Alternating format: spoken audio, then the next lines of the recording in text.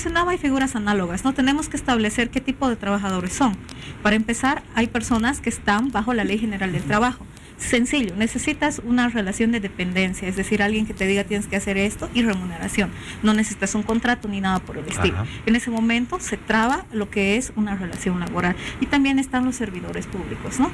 Que están bajo la ley, no se encuentran bajo la Ley General del Trabajo, pero tienen su propia institución en Bolivia, que son los servicios civiles departamentales. Entonces, básicamente uno lo que va es al ministerio, hace la queja, pero en realidad el ministerio lo que tiene son quejas de despidos y demás, ¿no? Yo siempre considero que es importante, más que la queja verbal, hacerla escrita. Es muy importante.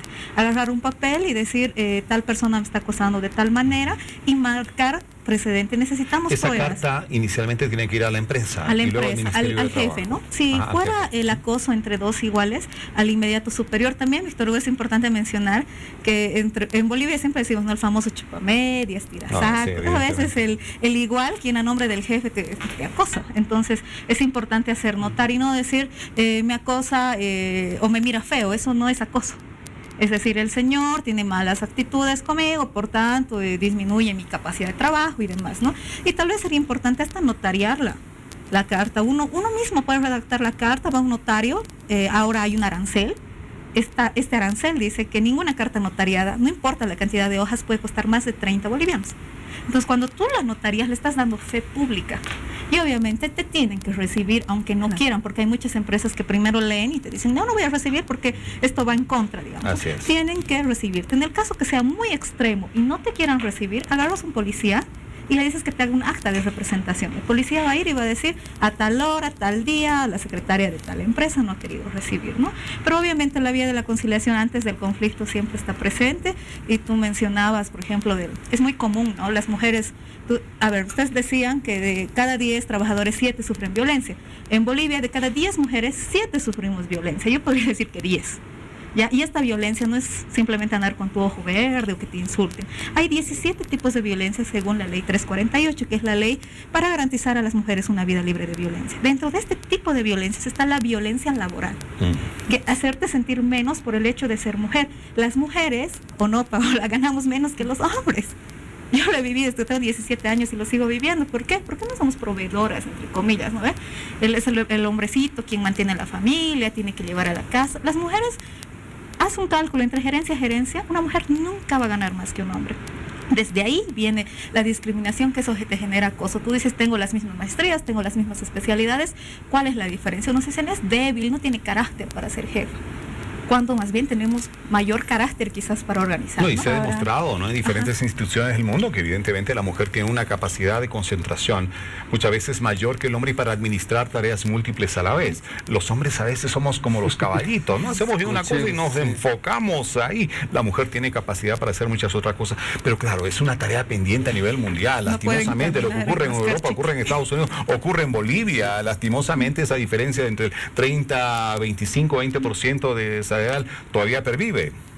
Hablaba de la violencia laboral, doctora, que podría estar amparada por las distintas normas, pero existen muchos casos en que las personas realmente presenten quejas escritas o denuncias sobre estrés laboral. Sí hay. ¿Es con frecuencia estos casos? Sí existe. Lamentablemente no hay seguimiento, ¿no?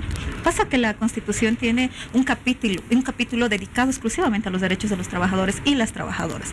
Dentro de estos artículos se establece que todas las personas tienen infinidad de derechos, ¿no? A no ser acosados, por ejemplo, a tener un trabajo digno, a tener una remuneración justa, a cumplir horarios y demás, ¿no? Y cuando se ven afectados estos derechos, estas personas dicen, tengo que quejarme.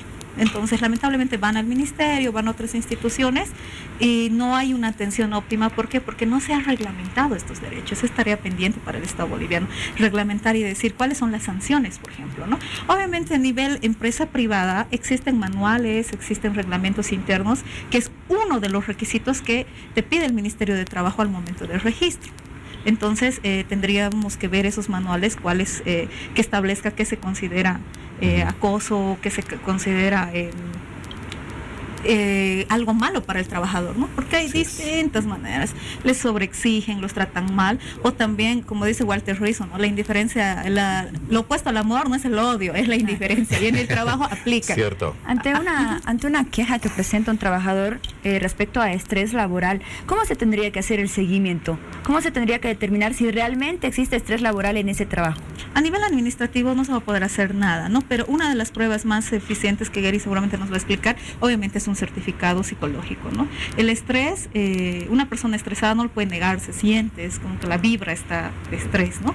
Entonces, cuando tú te realizas una evaluación psicológica, automáticamente se va a notar por cuáles son las causas, ¿no? Y si inmediatamente una de las causas arroja tu fuente laboral y hay una persona, entre comillas, responsable, tú automáticamente puedes iniciar un proceso si fueras mujer o hombre, porque esa es otra confusión. La ley 348 no solamente es para mujeres, también es para hombres. Ajá.